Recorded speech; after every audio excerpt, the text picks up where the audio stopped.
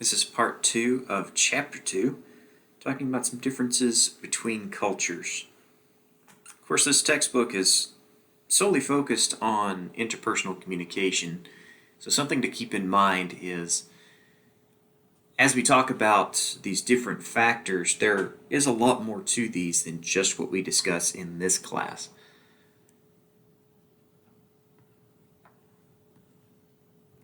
The first one we're going to talk about is kind of a spectrum. Actually, most of these are spectrum based, where a culture may be high on one end and low on the other, or they may be, as in this case, individualist and collectivist cultures. They are extreme opposites. So you'll have a culture that is one or the other, or somewhere kind of in between. When it comes to individualism and collectivism, you have individualist cultures where the goal of the individual is the most important thing to that individual. In an individualist culture, people make decisions that will benefit them and their immediate family. They measure themselves by comparing themselves to other people.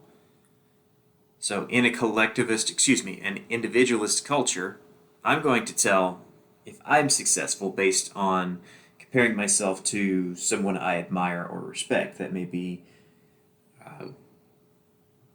a parent, that may be a mentor, or in some cases it may be a complete stranger, just someone you know something about. Then you have collectivist cultures, where membership in the group and playing a part on a team is more important than individual success. So the group goals are more important than individual goals.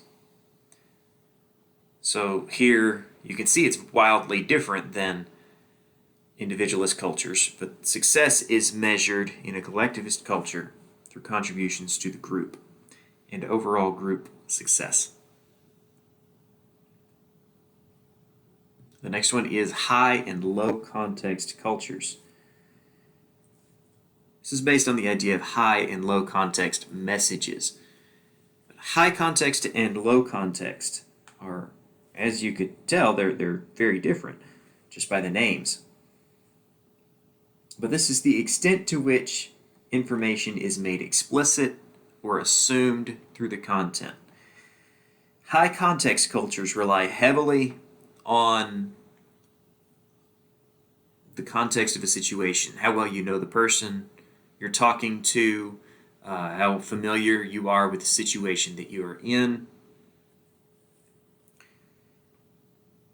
And these tend to go hand in hand with collectivist cultures because collectivist cultures focus on face saving and social harmony. And so you might not want to say something that would embarrass someone else or would challenge them. And so instead of coming right out and saying it, you say it in such a way that the meaning is implied instead of stated outright. A low context culture, on the other hand, you say what you mean and you mean what you say. And so the idea is that there's no question about what you mean. So we're much more direct in a low context culture, more likely to criticize others openly, more likely to challenge people, trying to accomplish your own goals. That's the focus. So again, tied closely with individualism. Thirdly, we have power distance. And power distance has to do with how power is distributed in a society. In a society with high power distance, there are clear dividing lines between statuses. So for example, in a classroom, you have a superior subordinate type relationship between students and teachers. And it's clear who is in charge in that situation. There's a high power distance.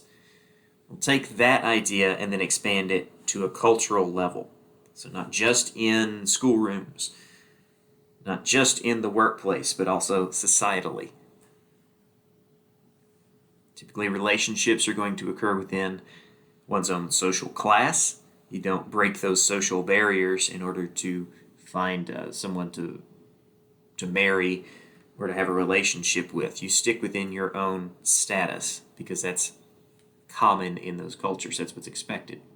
A low power distance culture means that there really aren't very many dividing lines. There's not a lot of distance between people of different statuses. So in a low power distance culture, you still have status differences in a classroom, but students are typically going to be more likely in a low power distance culture to challenge their teachers, their professors, to ask questions. And in relationships in a low power distance culture, you seek out what you want in a relationship instead of what society expects of you in a relationship.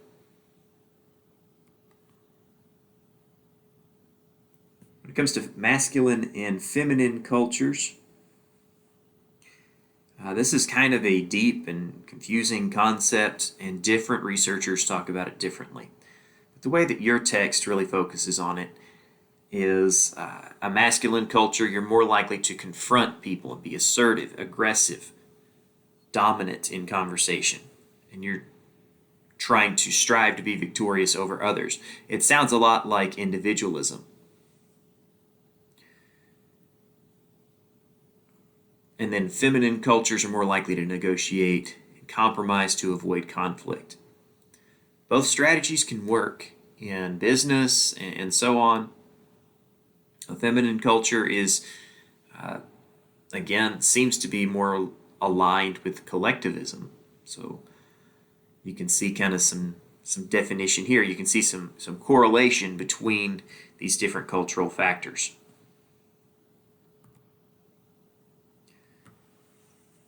Then we have some fancy words here. Ambiguity. To be ambiguous means to be unclear or vague. So ambiguity is about clarity, or actually the lack of clarity. So a culture that is high ambiguity tolerant, that means that they don't really have a problem with the unknown. Whereas someone who is low ambiguity tolerant, they do have a problem with the unknown. You can also look this up under a different term called uncertainty avoidance. Uncertainty avoidance is just another way to say high and low ambiguity tolerance.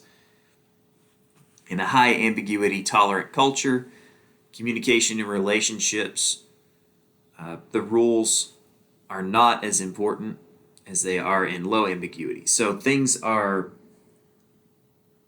gray. There's no black and white to rules. Or if there are, well, who really cares about the rules? That's the high ambiguity. It's not important, we'll figure it out. So new approaches, different perspectives are encouraged in business and relationships. People like to challenge the way things are done or to shake things up. So risk is not a problem to someone who is highly ambiguity tolerant. However, low ambiguity tolerance demands that things are clear cut. Communication rules, relationship rules. In this type of a culture, if you say yes to something, you better follow through because that's the expectation.